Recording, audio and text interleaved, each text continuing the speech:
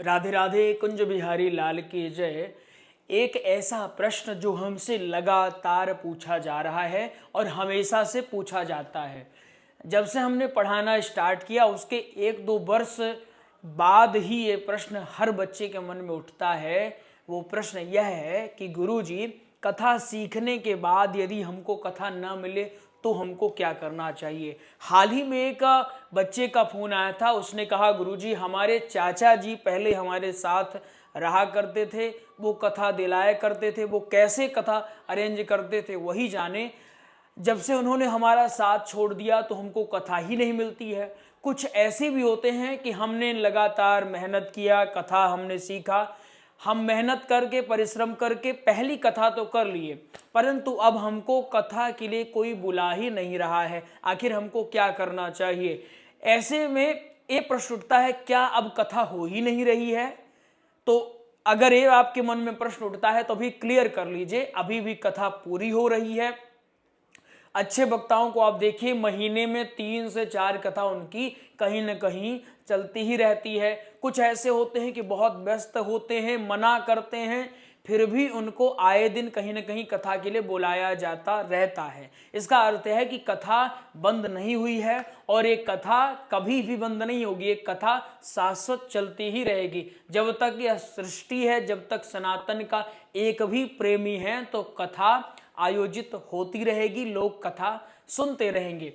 अब हम में कुछ न कुछ कमी हो सकती है। जैसे आप बाजार में जाओ तो वहां कई दुकानें हैं, तो एक दुकान वाला क्या है कि दिन रात उसकी दुकान चल रही है, एक खाली बैठा है। जैसे घी सब बनाते हैं, लेकिन हमारे गुरुकुल में जो घी निर्मित होता है, तो जो यहाँ से लोग आते हैं वो कहते हैं महाराज जी हमें अपने गुरुकुल वाला घी दीजिएगा। क्या उनको घी कहीं और नहीं मिलेगा? मिलेगा, लेकिन यहाँ जो घी मिलता है वहाँ शुद्ध घी रहता है और उसको बड़े प्रेम से निर्मित किया जाता है और पुरानी पद्धति के साथ निर्मित किया जाता है। हर चीज वही है, परंतु अगर उसमें कोई न कोई योग्यता है, कोई न कोई क्वालिटी है, तो उसकी मांग बढ़ जाती है, उसके प्रति लोगों का प्रेम और बढ़ जाता है।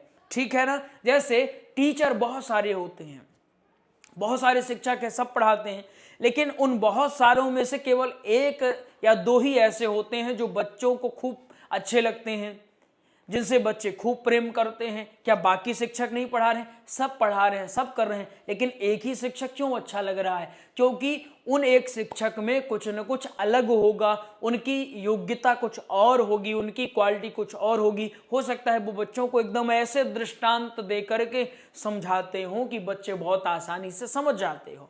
यही हो रहा होगा आपके साथ। यदि कथा एक बार आपने किया, उसके बाद कहीं कोई नहीं बुला रहा है, इसका अर्थ समाज में कमी नहीं है, इसका अर्थ कहीं ना कहीं हमने कुछ कमी, कुछ ना कुछ गलती की है, उसको सुधारने की आवश्यकता है। आइए पूरा प्रयास करेंगे कि इस क्लास के दौरान आप जब तक बने रहें या क्लास के बाद आपके मन में जितना डाउट है, जो संशय, सब दूर हो, और हम पूरा प्रयास करेंगे कि अब आप जो गलतियां कर रहे थे वो गलतियां आगे से आप ना करें। यदि आपको भी कथा सीखने के बाद कथा नहीं मिल रही है, अच्छा कोई भी कथा हो सकती है, पर्टिकुलर भागवत ही नहीं, चाहे भागवत हो, श्री राम कथा हो, शिव महापुराण हो, देवी भागवत हो, कोई भी कथा हो, कथा सीखने के बाद कथा नहीं मिल रही है तो बहुत ध्यान से समझो। जैसे मान लो एकदम दृष्टांत, आप जानते हैं आपके गुरुजी एकदम दृष्टांत दे देकर के समझाते हैं। ठीक, खूब उदाहरण से हम समझेंगे ताकि आसानी से समझ में आए।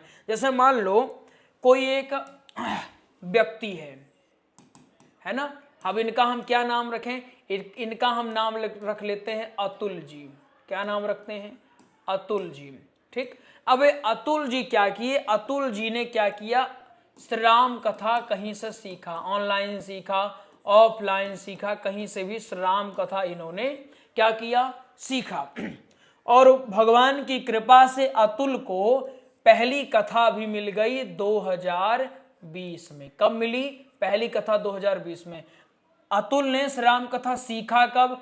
2018 से लेकर के 19 तक इन्होंने सीखा, और भगवान की कृपा से 2020 में इनको श्री राम कथा गाने का अवसर मिल गया। परंतु 2020 से 2026 हो गया, अब इनको कोई बुला नहीं रहा है। तो आखिर क्या इनमें कमी रही होगी। पहली बात, हो सकता है अभी आप परिपक्व ना रहे हो और आपने कथा सुनाना शुरू कर दिया, यह हो सकता है, क्योंकि कोई ना कोई कमी होगी तो ही लोग आपको आगे नहीं बुलाएंगे। जैसे मान लो आप चॉकलेट खरीदते हो, अब चॉकलेट खरीद करके उसको खाते हो, और जब खाने के बाद बड़ा स्वाद आता है तो फिर अगली बार जाते हो तो वही चॉकलेट आप मांगते हो कि भैया वो वाला चॉकलेट हमको दे दो। क्यों? क्योंकि वो आपको प्रिय लगा। इसी प्रकार कोई वक्ता को हमने सुना, जब उनके भाव, उनके प्रसंग, उनके श्लोक सब कुछ हमको अधिक प्रिय लगते हैं, उसके बाद ही हम उनको बुलाते हैं। क्यों? क्योंकि भाई कोई व्यक्ति अपने घर में कथा का आयोजन करवा रहा तो वो भी चाहेगा कि हमारे यहाँ कोई योग्य व्यक्ति आए। जैसे हमारे गुरुकुल में हमारे लिए बहुत सारी कथाओं के लिए कॉल आते हैं कि महाराज जी हम आपसे कथा करवाना चाहते हैं। तो जब पूछते हैं कि कथा क्यों करवाना चाह रहे हैं, तो उनका कहना होता है गुरु जी आप जब इतना अद्भुत पढ़ाते हैं तो हमें पूर्ण विश्वास है कि आप कथा भी इतने ही बढ़िया कहेंगे और आप प्रमाणिक कहेंगे, क्योंकि आप जब अपने विद्यार्थियों को कहते हैं कि बेटा कहीं भी अनैतिक न करना, सब कुछ नैतिक हो, मूल कथा में रहना, इधर उधर बातों में मत फंसना, तो आप जब कथा गाएंगे तो कथा भी नैतिक होगी, वो कथा भी मार्मिक होगी, और वो कथा के नाम पर कुछ और नहीं, वो कथा के नाम पर कथा ही होगी। आजकल जो लोग कर रहे हैं कि नाम है भागवत और चल कुछ और रहा, ये नहीं होगा। क्यों? क्योंकि जब उनको कुछ अच्छा लगेगा, जो आपके श्रोता हैं, आपको उन्होंने देखा, जैसे मान लो आप हमसे क्यों पढ़ना चाहोगे, आप हमसे तब पढ़ना चाहोगे जब आपको हमारा पढ़ाया समझ में आएगा, जब हम आपको जो चीजें बता रहे हैं वो मूल बता रहे हो, हवाई बातें ना बता रहे हो, तो आप हमसे आगे कक्षा लेना चाहोगे, पढ़ना चाहोगे। ऐसे ही सबको सोचना। समझ में आया? एकदम समझ में आया? और सरल समझाएं, जब आपको आपके गुरुजी का पढ़ाया ठीक लगेगा तो ही आप सोचोगे कि गुरुजी के गुरुकुल से हम नोट्स मंगाएंगे, गुरुजी के गुरुकुल से ही हम कक्षा लेंगे, या फिर गुरुजी से ही हम राम कथा अथवा भागवत सुनेंगे, तब जब आपको यहां अच्छा लगेगा। इसी प्रकार आप सोचिए कि आपको अगर कोई बुलाएगा तो वो किस बेस पर बुलाएगा, जब आपको या आपके भीतर कोई न कोई बढ़िया योग्यता दिखेगी तब आपको लोग बुलाना चाहेंगे। ठीक, तो अतुल जी को 2018 में सिखाया गया और 2020 में इनको मिली, लेकिन अब तक इनको कहीं कुछ भी प्राप्त नहीं हुआ। इसका अर्थ यह है अब अतुल की जगह आप सब हो सकते हैं। इसका अर्थ यह है कि अभी कोई न कोई कमी आपके भीतर हो सकती है, और वो कमी दूर कैसे होगी? वो दूर ऐसे होगी कि आप अपने जो आपके गुरु जी हैं, जहां से आपने सीखा है, तो एक बार उनका सानिध्य आप पुनः प्राप्त करें। कुछ लोग ऐसे होते हैं कि जहां कथा सीखे तो सीखने के बाद गुरु को भूल जाते हैं। गुरु माने कुन नहीं, है ना, ऐसा मानते हैं कि गुरु हो गया, ऐसे ही है। उन्हीं लोगों को आए दिन समस्या होती है। बताएं आपको, श्रेष्ठ वही है अगर आप कुछ भी सीख गए, कहीं भी पहुंच गए, जो अपने से बड़ों को, अपने गुरुजनों को भूलता नहीं है, वो नित्य कुछ न कुछ सीखता रहता है। लेकिन बहुत सारे ऐसे बच्चे होते हैं, कथा सीखे उसके बाद गुरुजी हो गया, गुरुजी अपने रास्ते, बच्चा अपने रास्ते। हमेशा गुरुजी के संपर्क में रहिए, जब भी समय मिले बात करिए, उनके यहाँ जाइए, है ना। इससे क्या होगा कि आपके भीतर जो कमियां हैं तो वो कमी गुरुजी आपको समय समय पर बताते रहेंगे। ये नहीं कि आप एक दो कथा करें और उसके बाद फूल करके गुब्बारा हो गए कि अरे हम तो सब कर लेते हैं, हम तो व्यास पीठ पर बैठ गए, हम तो वक्ता हो गए हैं। ये भूल बिल्कुल ना करिए। तो सबसे पहले क्या करिए, आपके भीतर पक्का मानिए, किसी के कहने पर नहीं, पक्का मानिए। अगर आप वास्तव में यहां से सीख रहे हैं और मानते हैं कुछ हमें, तो आज पक्का मानिए। अगर आपको कहीं नहीं कथा मिली तो ये मानिए कि कमी आपके भीतर है, और उस कमी के लिए योग्य गुरु तलाशिए। और क्या कमी है, उन गुरुदेव से आप पूछिए, गुरुदेव को अपने भाव सुनाइए, वो भाव सुन करके गुरुदेव आपको बता देंगे कि आपके भीतर क्या क्या कमी है। यहां तक आपको पूरी तरह से समझ में आ गया होगा। अब हम आपको कुछ ऐसे बिंदु बता रहे हैं जिनका पालन करने से आपके भीतर पक्के तौर पर योग्यता आने की संभावना है। यदि आपको योग्य गुरु मिल गए हैं तो उनसे आप पूछिए, उनको बताइए महाराज जी ऐसी ऐसी समस्या है, वो आपको सब बताएंगे। फिर भी आपको कुछ चीजें बता दे रहे हैं। पहली बात, जब तक आप निपुण ना हो जाएं, क्या हो जाएं? निपुण ना हो जाएं अथवा योग्य ना हो जाएं, तब तक आप कथा करने का सोचिए ही नहीं। जब निपुण हो जाएं, योग्य हो जाएं, आप बढ़िया दृष्टांत देना सीख जाएं, बढ़िया ढंग से बोलना सीख जाएं, प्रसंग देना सीख जाएं, श्लोक बोलना सीख जाएं, चौपाइयों को बोलना सीख जाएं, उसके बाद ही आप कथा गाने का विचार बनाएं। तो सबसे पहले क्या करना है, सबसे पहले आप निपुण हो जाएं। और निपुण कैसे होंगे? गुरुदेव के सानिध्य में ही व्यक्ति हो सकता है, अथवा आपके घर में कोई बढ़िया व्यक्ति है तो। अब आपको मैं बता रहा हूं एक एक करके, फिर से इतना समझ में आया ना। अतुल को ही हम उदाहरण लेते हैं और अतुल के जगह आप अपने आप को रखिएगा। कौन है ये हैं अतुल भैया। क्या नाम है इनका? अतुल जी। ये अतुल जी को क्या करना है? अतुल जी ने जो गलती की, जो कमियां की हैं, उन कमियों को सुधारना है और उसके बाद इनको कहीं ना कहीं कथा दिलवानी है। तो सबसे पहला क्या है, हम अतुल जी को क्या कहेंगे कि अतुल जी आप पहले निपुण हो जाइए, उसके बाद आप क्या करिए, आप कथा करिए, पहला काम। अब अतुल जी की जगह आप भी हो सकते हैं। दूसरा काम अतुल जी को ये करना है कि अपना एक तरीका अपनाना है। क्या करना है? स्वयं का एक तरीका होना चाहिए। बहुत सारे अच्छे वक्ताओं को सुनिए, परंतु नकल किसी की मत करिए। जैसे मान लीजिए घड़ी है, ये घड़ी टाइटन की घड़ी है, अच्छी कंपनी है, बढ़िया इसका फीचर है, सब बढ़िया है। अगर इसी के जगह मुझे कोई डुप्लीकेट मिलेगी तो मैं डुप्लीकेट क्यों लेना चाहूंगा, जब ओरिजिनल मेरे पास है, ओरिजिनल कंपनी को मैं जानता हूं, उससे मैं ले सकता हूं, तो मैं डुप्लीकेट क्यों लेना चाहूंगा। इसी प्रकार जब एक वक्ता ऑलरेडी है तो नकलची लोगों को क्यों लोग सुनना चाहेंगे। और नकल में भी अकल होना बहुत आवश्यक है। कुछ लोग नकल बिना अकल लगाए कर लेते हैं, इसलिए कांड हो जाता है, करने कर्म जाते हैं, हो जाता कांड है। इसलिए क्या करें, स्वयं का तरीका, भले ही 1000 लोगों को सुनिए, उसमें आप अपना एक निकाल के लाइए कि इस प्रकार से मैं करूंगा। तो क्या करना है, निपुण होने के बाद कथा करना है और एक स्वयं का तरीका होना चाहिए। इसके बाद देखिए संगीत टीम का भी बड़ा प्रभाव पड़ता है। तो जो आपकी संगीत टीम हो वो कैसी हो, उत्तम हो, बढ़िया हो, इसके बाद ही आप उसको ले जाइए। अगर थोड़ा नॉलेज कम भी है चलेगा, परंतु अभद्र टीम नहीं होनी चाहिए। इसके साथ फिर आपको क्या करना है, आपके जो आचार्य गण होंगे, आपके आचार्य गण कैसे होंगे, योग्य होने चाहिए, गुरुकुल से पढ़े हुए होने चाहिए। ऐसे ही किसी को मत ले जाइए, वो जाकर के अपना नाम तो डुबाते ही हैं, आपका भी नाम डुबाते हैं। क्यों? क्योंकि ऐसे वैसी हरकतें करके वो अपना तो सब गड़बड़ कर ही लेते हैं। सबसे ज्यादा गड़बड़ होता है एक वक्ता का, ठीक है ना।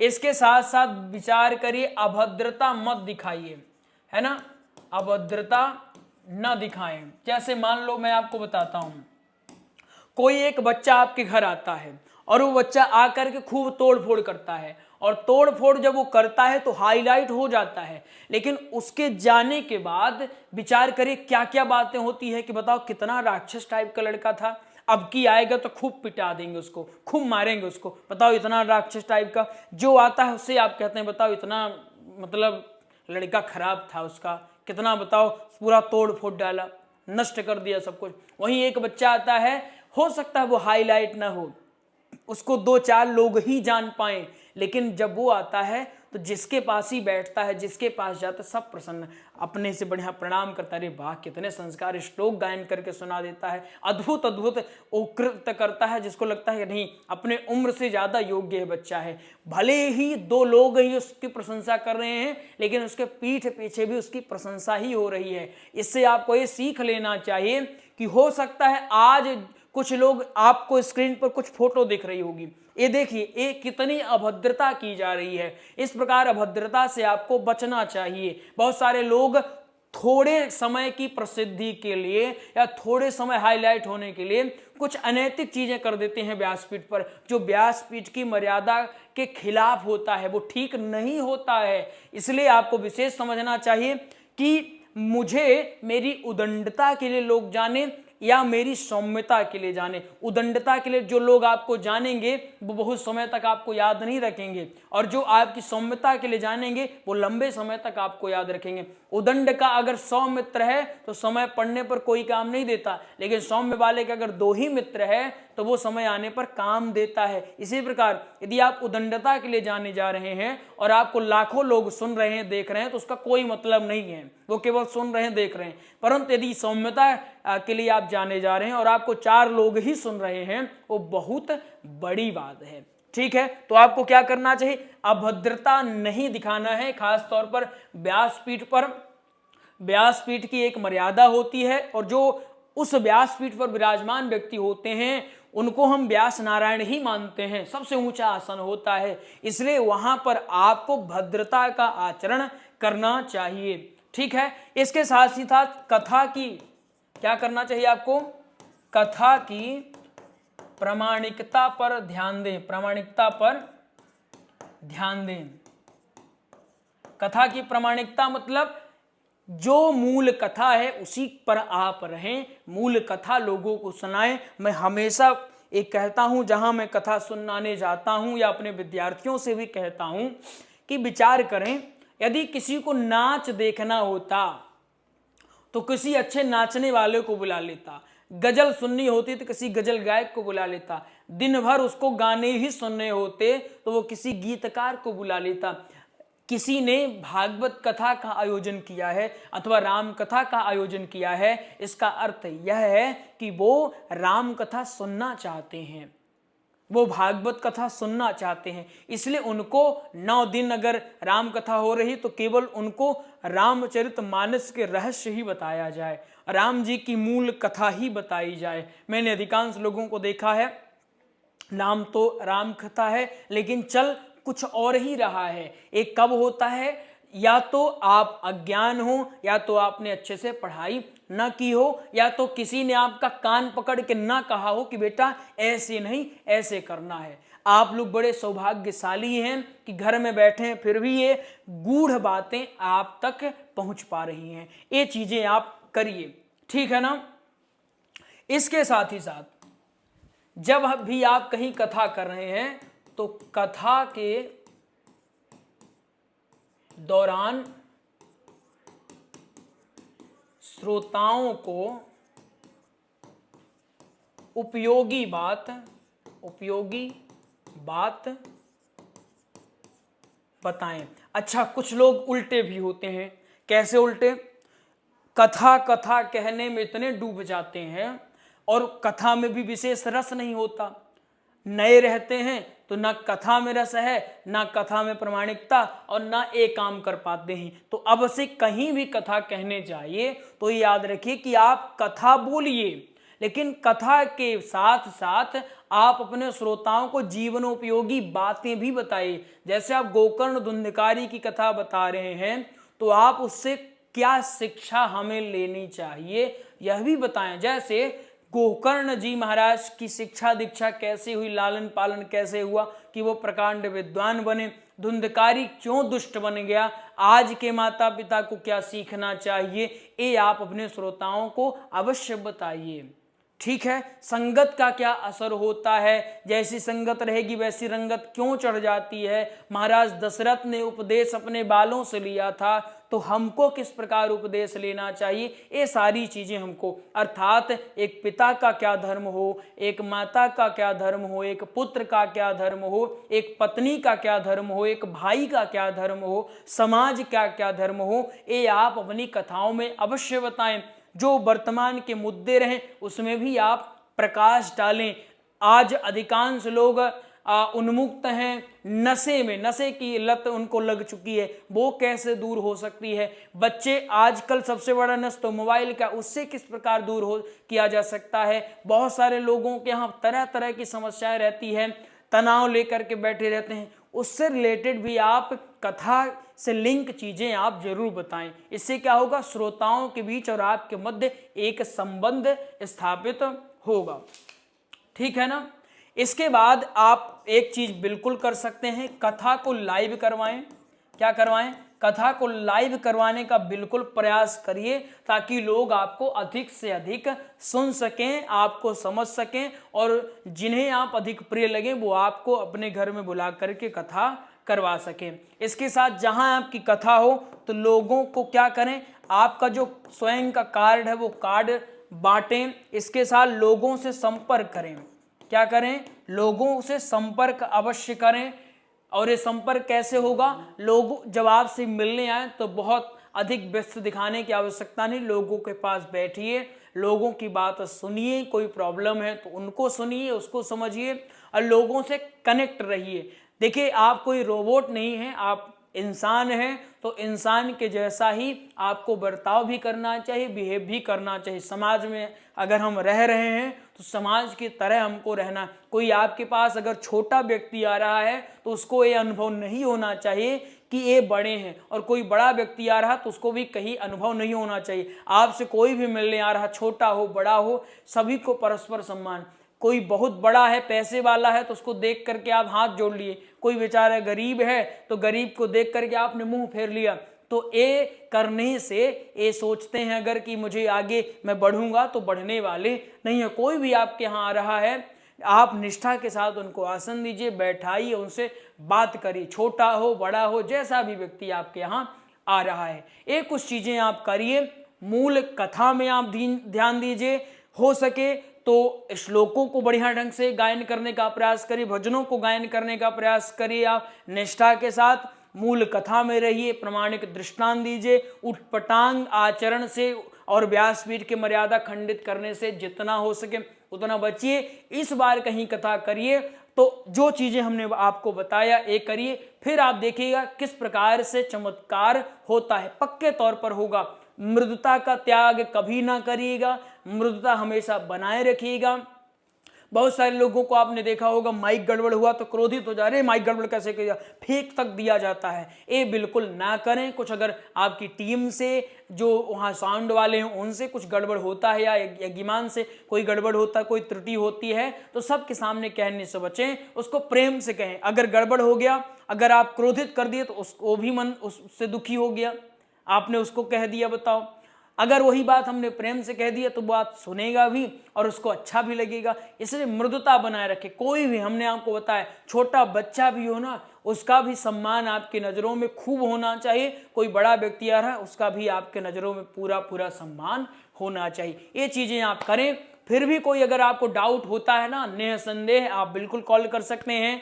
बढ़िया ढंग से नोट्स मंगाएं, नोट्स मंगा करके आप निष्ठा के साथ अध्ययन करें, पढ़ाई लिखाई अच्छे से करें, और जब पढ़ करके परिपक्व हो जाएं तो मैं आपको कहता हूं 1 महीने 2 महीने जितना हो, कुछ दिन कक्षा ज्वाइन करें, गुरुदेव का सानिध्य प्राप्त करें, परीक्षा दें, परीक्षा में उत्तीर्ण हो, उसके बाद कहिए। वर्तमान में क्या हो रहा है, श्रोता बढ़िया, मैं अभी वर्तमान की परिस्थिति से बड़ा प्रसन्न हूं।